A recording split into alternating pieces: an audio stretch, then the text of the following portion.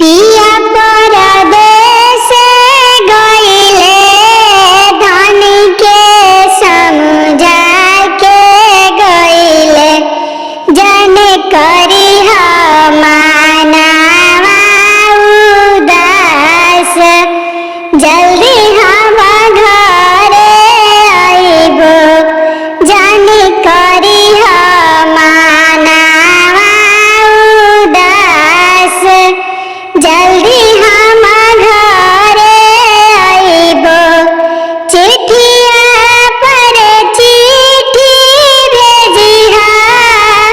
phone video call करिहा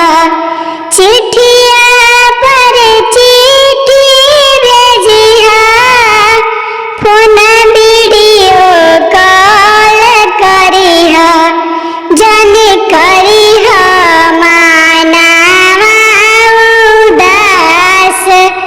जल्दी हम घरे आइबो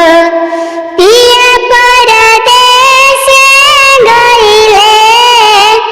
धनी के समझा